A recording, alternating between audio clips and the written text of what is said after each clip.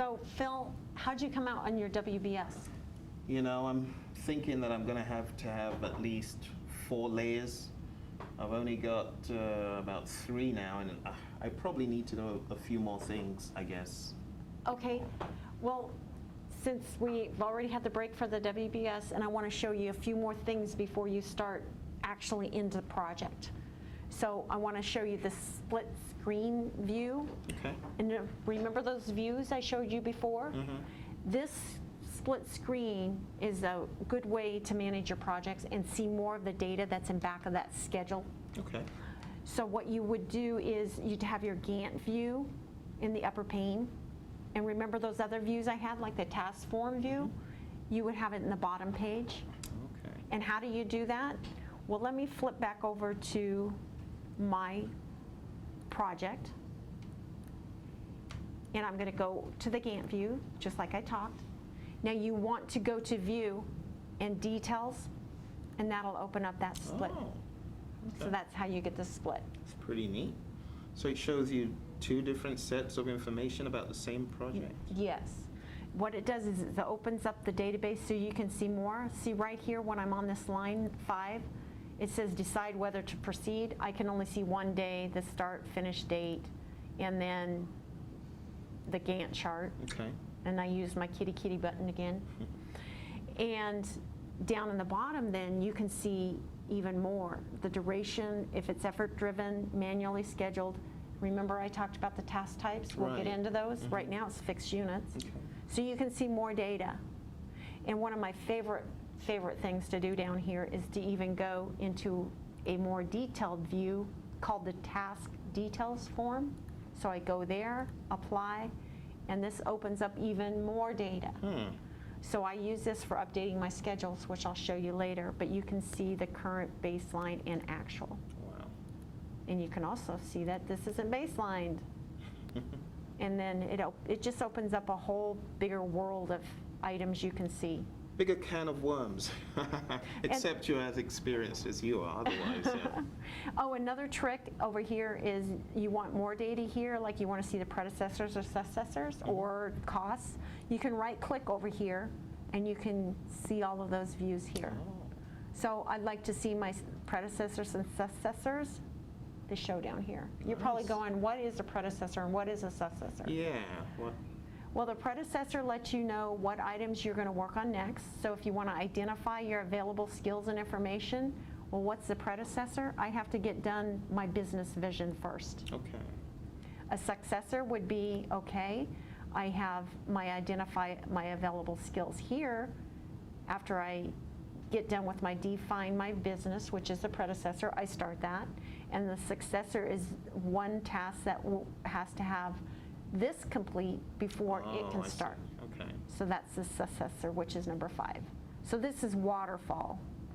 And you'll notice that we have our time scale really big, really little here. Yeah, showing you a lot of detail. So I want to go to my time scale, and this is how you change it to make it so it would be not in hours, but in days or weeks. I'm going to make it weeks, so you can see it a little bit better. And then also you have to set your time here correct. Now that's a little cumbersome. In 2010 you can come here and set it up that way. Oh, it's a lot nicer. It's a lot easier. Yes, so you don't have to play with this little time scale here. Oh, that's good. You can just use your time scale up there. Okay, cool. So that's your split screen. Okay. And then if you want even more detail, you can double click here and your little context box for your task information comes up. It has a lot of the same information you have here. But you have your tabs here too, your resources, advanced. So how did you get there again? I double clicked on a task. Okay. Any task.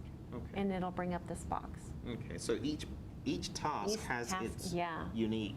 So you can see that data that's in back of it. Now, does your Excel have all of that? I can make a macro to do it. Oh. Okay, so that's your split screen view. Okay. I want to go into the project properties because you want to set that when you or understand it. And that's on your file and options. And it's in your display. And I went to the wrong one there. It's under info. Each of these different, Could it be under project information? As in project information. yes, There it is. Okay. great job. Okay, so you can see I don't use this much because I'm on the server side of this, Mhm. so it has all this set up for me. So this lets you see what your title of your project is, and it's new business. Remember, we pulled that template. You can put the subject, the author, manager, company. So that's just like Word and Excel Okay. and their properties. And it has the different tabs that get filled from the summary tab Okay. and lets you know where it's saved and all that, and when it's last started, percent complete, and you can customize it a little. So that's your properties box. Gotcha.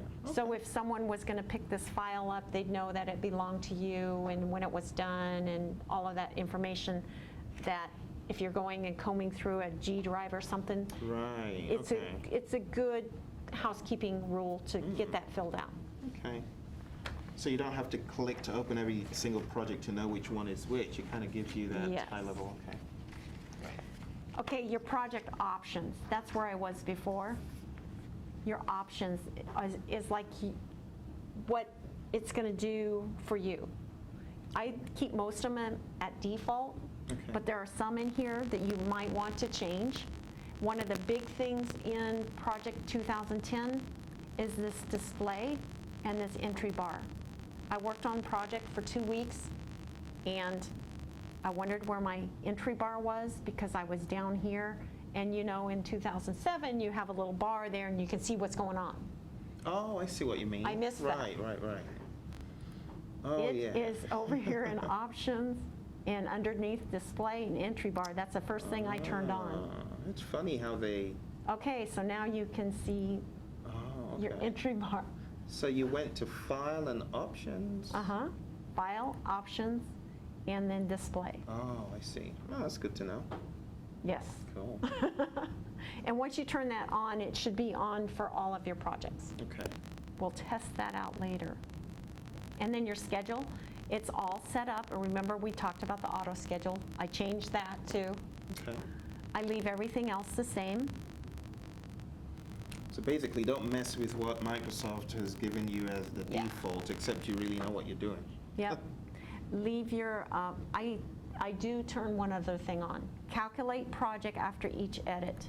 You want that so you can see the dynamics of your dates changing. Okay, is that what that is? Yes. Because if you have that off, you have to hit your update button Uh-huh. to get it to calculate the scheduling stuff in the background. Oh, I see. So Okay. you'll want it to automatic schedule. Definitely. And then we have your proofing. I don't change anything there. Your save, I do put auto save on.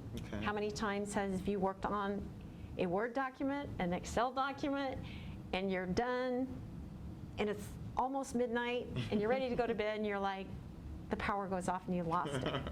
Always put your automatic save on. I put it for 10 minutes. Okay. Your language, I leave that alone. Advanced, I leave that alone except for one little thing, which I like to show my project summary task. I like it to start at 0 instead of 1. Okay. The reason being, when I work on the servers, that's the thing that shows up in the web, that's the name of the project, and it's just cleaner. So I do turn that on. So let's see the before and after. So I can see. Oh, now I Okay. see 0. Okay. Yeah, so All that right, that's cool. so that lets me know the name of this file's new business. Without you having to insert another task, it just Yep. gives you the whole umbrella of the project. So that's so the everything umbrella. rolls up. Oh, Everything nice, rolls nice. up. And your schedule's dynamic, so you know that those are the right dates. That's cool. And when you're managing 50 to 100 schedules like I do every day, you want to see the roll-up. You don't want to see the details. So you want to see the one line. Am I on time? Nice. And then back to our options. Customize ribbon. You can customize this to your heart's content. One of the things that I've done on mine is I have put this auto schedule over on the desktop on the tool tabs, so I don't have to hunt for it.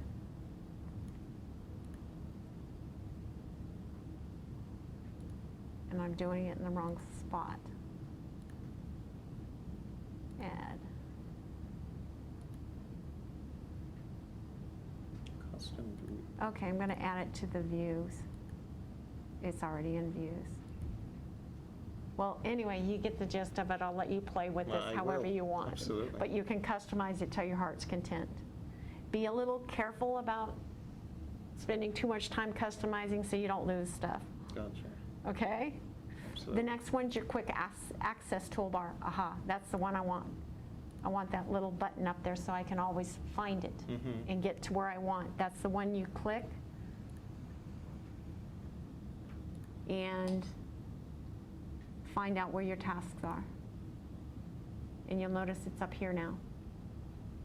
Oh, okay, I see. So I don't have to hunt and peck in here to find it. It's just right there, which is nice.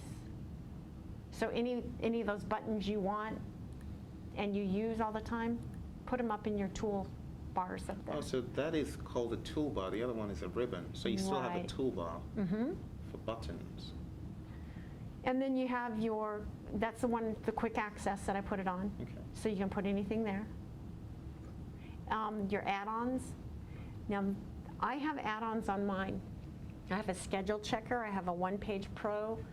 That's where these little add-ons that you buy over the internet or can download. And when we come out with Project 2013, there's lots of them. They're good little tools to use on top of this. Okay. I know that you use in Excel the WBS. Yeah, there's one that actually works with Project WBS Chart Pro Right. by a company called Critical Tools. I found that to be useful with one of the teams I worked on. Well, that would be where the add-on would show. I see. So that's what that is, and this Trust Center is just like your Word and Excel. Are you going to trust macros that come in? Oh, I see. So that's a little bit about the project options. Oh, nice. And let me look and see if I've covered everything in this section, which I have one more, and that's the calendars Oh, dear. and My the head's reports. loaded. One more. Okay. and the organizer. I Oh did my show you gosh. the organizer a little There's bit. And the, too much stuff in MS Project. I know. Now, how long did it take you to get to a level of proficiency in this thing to feel confident in actually scheduling for companies and clients? unless you use it constantly as one of your tools in your PMP toolbox, you're never going to get comfortable. A lot of, and I am just amazed at people that do not know this tool. Their bosses or their clients will ask for a schedule. They'll turn it in, and it's unusable. They've done their duty, turned it in, they never look back at it, they don't know how to status it, they don't know how to run the schedule. So it takes a lot of self-control, but when you get used to this tool, it'll save your job. So let's go ahead and, do you want to move on, or you want to take Can I take a break, please? Okay. You This sure stuff, can. you know, for me, it's, you know, taken a lot of effort to keep up with you, so. All right, and then we'll I have need a to- few more things to go through, and then we'll look at your WBS you're working on, Cool. and then get